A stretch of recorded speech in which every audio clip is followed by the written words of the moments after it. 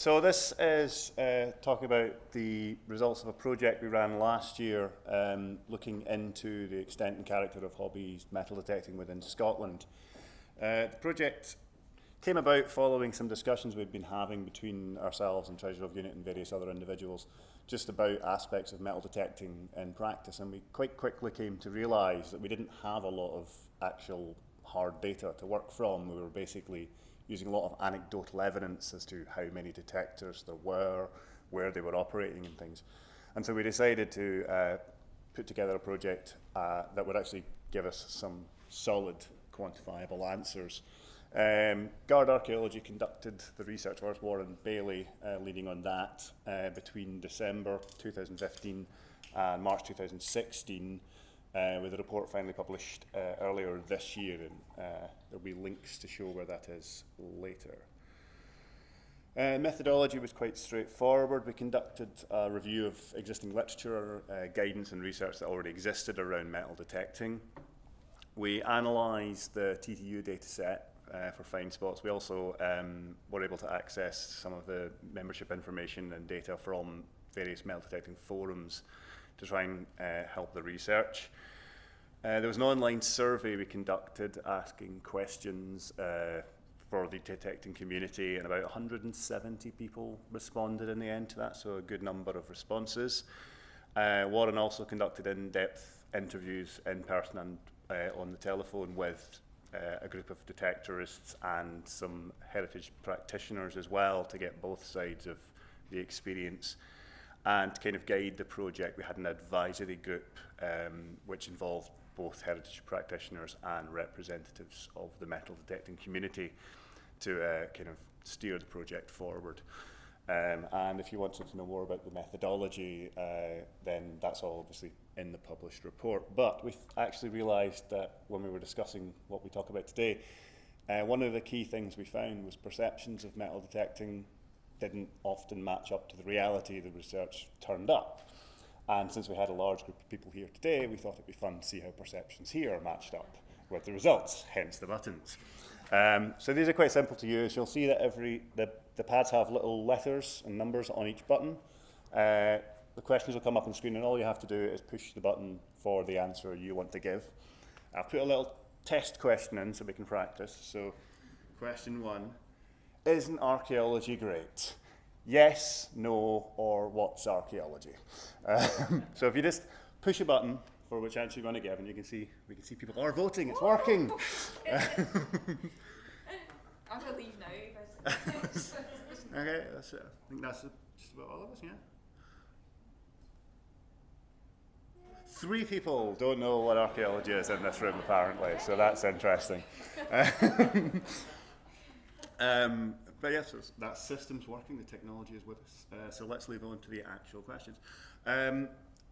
First question, how many detectorists do people think there are in Scotland? Is it up to 200, 200 to 400, 400 to 600, 600 to 800, or 800 to 1,000? We should have some music at this point. Yeah. Some countdown music. I feel like a game show host. I didn't bring my sequin jacket. It would just be 1, 2, 3, 4, 5 as it's listed.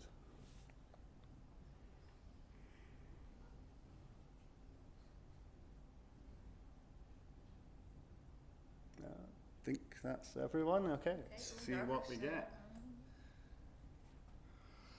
200 to 400 came out top there.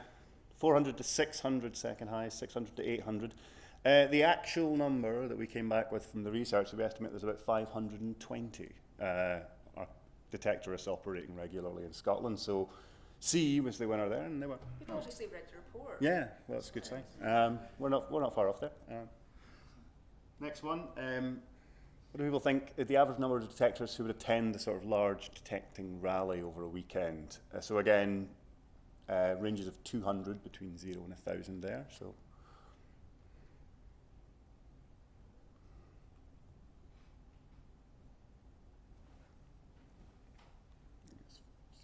Okay.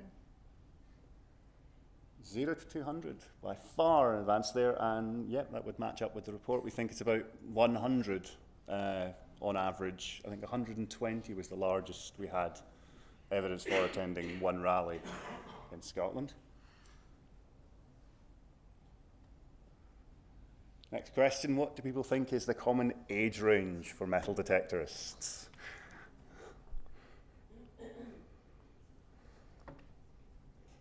So, ooh, that's 27 for 46 to 55. That's a huge chunk of that. And then 36 to 45 is 18 responses. Which is interesting because 46 to 55 is actually the highest group in the results we got, but the second highest is 56 to 65.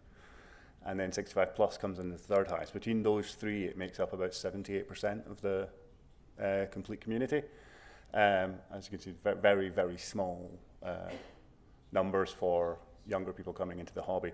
We think that relates to the fact that sort of people in their stage of their careers, they have some more sort of disposable income to buy equipment that can be quite expensive, things like that.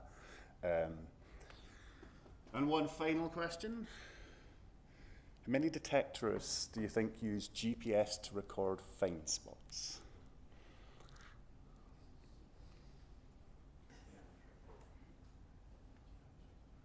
Okay, interesting. Good, okay. So we less than 20%, it seems to be the majority. That's interesting, actually, because this is where the perception issue comes in. The results of our research showed that actually about 55% of detectorists use some form of GPS. Sometimes that is smartphones, things like that, and obviously there's varying levels of accuracy, but they do seem quite keen on using GPS in some form to record their find spots. So yeah, we've found there, so some of the results kind of match up with what the research showed, and then here we've seen one that's the perceptions slightly skewed away from that. But at this stage, I'm going to hand over to Natasha, who's going to talk a little more detail about some of the actual results of the research and what we plan to do with this for next steps.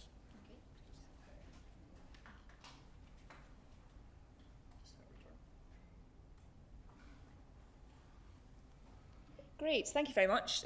So it really seems that we're not particularly challenging perceptions. So great. Well, it's obviously people are very well informed about that. Get my notes there. I think actually what the important aspect here is what do these results mean and why are we collecting them really in the first place? And how will this data be used to inform our engagement with metal detectorists, but also in terms of heritage policy and guidance, which is something that's very important. In terms of when Kevin and I started doing this project maybe 2 or 3 years ago, and what we had intended to do was to build a guidance note for metal detectorists and for local authority archaeologists for metal detecting rallies, which were becoming an increasing reality in Scotland, where we had upwards of 100 people metal detecting in one area. Now, when we initially had this meeting just with heritage professionals and from a range of organisations, HES, National Trust for Scotland, local authority archaeologists and some museums, to try and build this guidance so that we could inform metal detectorists, but also local authority archaeologists and other people local heritage practitioners who were dealing with this. And actually what we found was that people certainly in the heritage sector, had a very unusual perception of how many metal detectorists there were, and actually what the extent of their activity was across Scotland. And what we realised is actually we're going to have to go back to square one, really, and rather than just dealing with people's assumptions about what metal detectorists do as a hobby in Scotland, actually try and gather some quantifiable data that we can come back and say, like, this is what we're planning, this is what the actual reality of the situation is, and this is how we can start to form guidance around that. And one of the big things that we had actually was about population size, and as you can see from the slide, obviously you're a very well-informed audience, but some of the feedback that we were getting from local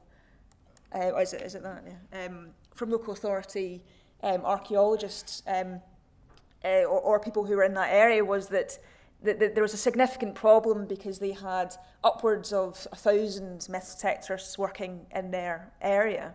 And this was actually very closely linked to what there was a perception of under-reporting, because what they would see is a treasure trove data and how many objects have been reported through a treasure trove, but how many metal detectors there must be in that area, therefore collecting these objects and then obviously storing them in their houses and not reporting them, and therefore having a substantial impact on the archaeological record. So it was very important for us, therefore, to actually get a realistic figure of how many people there actually was active, not just in some areas, but across Scotland. And I think perhaps it was surprising to quite a few people that it seemed to be fewer than expected. So rather than 1,000 people in one area in the northeast or whatever, there was maybe just 500 active metal detectorists across Scotland. And obviously we'll need to do a wee bit more work into looking at that, just to make sure that we're not missing out any data sets. And certainly in terms of reporting as well, we can show that we're on the right lines, because I think where people were becoming maybe confused was conflating the picture in England and Wales, where the population of metal detectorists is around 15,000, maybe 15 to 20,000. And obviously in England and Wales you have a very different archaeological character, so there's different distributions of archaeological material that will be, and different volumes of material that will be recovered in England and Wales compared to Scotland as well. So actually we're trying to rectify that image that there's this whole swathe of floating culture that we don't see, that's not being reported. So hopefully that in a sense was reassuring people that there maybe wasn't a disaster waiting to happen. One thing that we wanted to look at very closely as well was metal detecting rallies, which are the larger weekend events and also smaller outings and digs. And while we weren't able to really get a good idea of how many metal detecting rallies were taking place in Scotland, certainly working in the Treasure Trove Unit, we do see a rise in that in certain areas, especially Dumfries and Galloway and places like Fife. And actually, if you look at the data and certainly the populations of metal detectors, or the concentrations of objects that are found across Scotland, you will see that places like Dumfries and Galloway, Scottish Borders and Fife are areas where you may identify large populations of active metal detectorists. But actually, what that reflects is that these are just popular areas to hold metal detecting outings and rallies. So actually there's a bit of a blip in the data in that sense. But actually that can have, although in a sense we're seeing more information or more archaeological material coming from these areas, larger scale events where objects are being recovered, maybe on average about 50 to 60, and certainly around about 30 of those finds would be allocated to museums. That can actually have quite substantial pressure on a local museum that maybe be the only area where they're collecting material from that place. And so when they are going through the treasure trove process, they have an obligation in a sense, well, in a certain sense, to have those objects allocated to them, and that can actually have quite a big impact on maybe their annual budget, for example, for acquisitions, and also there may be maybe more incentive not to bring those objects into a museum collection, and therefore that system of ensuring that our archaeological heritage is protected in museum collections breaks down because there's just too much being allocated to one area. So that's something that we're trying to work with rally organisers to try and get more information about where they're going to be, and also make good decisions about where they're going to hold these rallies, and certainly have good guidance so that if something happens, like a hoard is found, like a coin hoard, for example, we don't have 70 people finding individual coins, but there is a process to follow to ensure that there isn't an impact on any consolidated archaeological feature. So as I said there, one of the largest rallies that we had was around about 120, and they are increasing. But if you look at in England and Wales, where the average rally size is around about 2,000 to 3,000 people, so we don't have the same culture in a sense as we maybe do in England and Wales. In terms of interacting with the archaeological record, and that was really interesting to see the results from the voting there, that there was a perception that less than 20% of metal detectors would use a GPS. Actually, what we found in the questionnaire is that metal detectors came back and said that the 55.4% use some form of GPS to record 10-figure grid references, which is something that we work very closely with metal detectors through the Treasure Trove Unit to ensure that we try and get as close to that for individual find spots as possible. One of the things is that it's quite interesting in this, that I have a feeling that maybe 55 is slightly high. However, because perhaps there's maybe, when people are filling in these questionnaire forms, they're saying that, well, that's actually, I should be using a GPS. But however, that for me is actually quite positive, because at least if they're not physically doing it, at least there is knowledge that they should be doing it. So we're maybe even trying to track down these people who are maybe not actually physically using them, but we can work maybe with doing workshops or something like that, is that maybe they know they should be doing it, but maybe don't have the skills or the knowledge to actually do it. So that's something that we'll try and get that percentage up a little bit higher. Results also indicate a high awareness of relevant heritage data, legislation. People knew about very high percentage of people knew about scheduled sites. They knew about the HER record. A lot of them use PastMap and Canmore to identify sites and no-go areas. What we really are, and tied into the accurate recording of find spots, is that we really want to communicate a consistent message that sort of against an object-focused approach, and to really highlight that when you are recording find spots, that artefacts are entangled in a much more complex archaeological layer. They're tied into artefact distributions. And so that the reason why we want an accurate find spot is to really fully understand the context of that archaeological find. Because the plough zone isn't just a homogeneous layer with random finds scattered in it. Sometimes that can actually have a very important, especially the spatial connection between certain objects, especially for sites like battlefields, for example, is something that is very important. I got a battlefield mention in there. Excellent. So, one thing about the interest in the past, and it may sound slightly cliche as well, you hear this quite a lot, it's like, oh, they've got genuine interest in the past. Well, actually, that's something that we really picked up, and people are certainly researching the objects that they're finding, researching the sites, and we see that many people are actually, although they're engaging in outings and rallies and things like that, they actually also metadetect locally as well, because they want to find out more about their local area.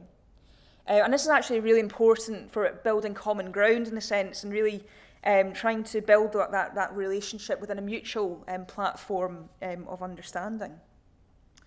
And the building trust and mutual understanding is something that is very important.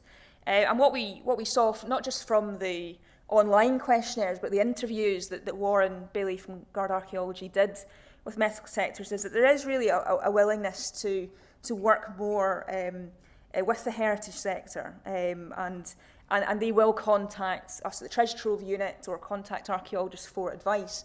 And really what we're saying is that we want people to be open to giving that advice, and that's something that we're trying to work with the heritage sector to try and build that guidance to do that. And what we found actually, which is maybe a slightly different picture in terms of picture in England and Wales, because we have the Treasure Trove system where reporting of archaeological objects is, in a sense, a legal responsibility. Many metal detectors, actually a very high proportion, really saw reporting of their finds as really part of the process. It wasn't something that was, oh, we have to do, that. It was built into that if you find an archaeological object, then the next stage in that activity then is to report it. And that's something that is, I think, is very very positive. I know almost what we want to build is that idea of recycling, so that we get to the point where to use an analogy with recycling, is that you have a plastic bottle and you get that bit of a sick feeling when you can't find a recycle bin, and you have to put it in a normal bin. It's kind of getting that feeling where it becomes a natural part of the process, because people understand that they are making a contribution to our knowledge of Scotland's past, rather than just being an obligation that they have to fulfil. And one thing that was really important as well is again, coming back to that perhaps feeling of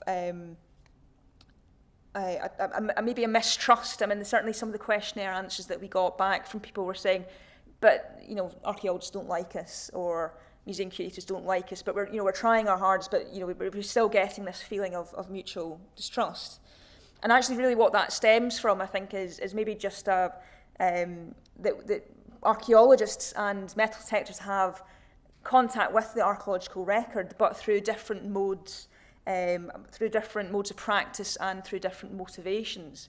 And so where we have metal detecting as a recreational activity interacting with the archaeological record, that may not be understood maybe by professional archaeologists or heritage practitioners who are working to manage the historic environment.